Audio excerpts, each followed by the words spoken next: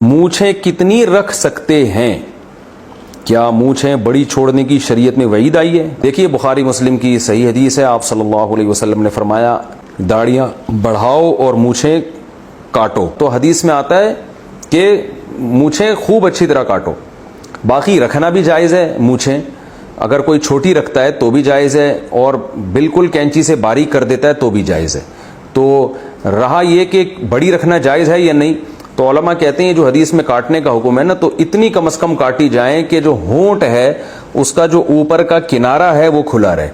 क्योंकि बहुत से सहाबा से हज़रत उमर रज़ी अल्लाह तआला अन्हु से भी साबित है कि वो बड़ी मूछें रखी हुई थी उन्होंने, और सुबालतैन थी उनकी। सुबाला कहते हैं मूछों के जो ये किनारे होते हैं ना, तो ये वो नहीं होता मूछें रख के ताव दे रहे होते हैं लोग, तो वो बड़ी मूछें भी रखना जायज़ है, लेकिन इस सूरत में कि आपके जो होंठ का जो ऊपर का किनारा है वो बिल्कुल जाहिर रहे। ये जो लोगों ने मूछें रखी हुई होती हैं कि ऊपर के होंठ ढक जाता है, ये जायज़ नहीं है, गुनाह की बात है, और उससे वो खाने पीने में भी कराहत होती है, बाल डूब रहे होते हैं तो बिल्कुल ही होंठ ही गायब हो जाते हैं, तो ये जायज़ नहीं है। बाकी अफजल क्या है, सुन्नत क्या है कि कैंची से मूछों को बिल्कुल काट के बारीक छोटा कर दिया जाए। तो कैंची से बिल्कुल छोटी कर दी जाए, ये सबसे बेहतर तरीका है, और ब्लेड का इस्तेमाल भी जायज़ है, मूछें रखना भी जायज़ है, लेकिन बेहतर नहीं है।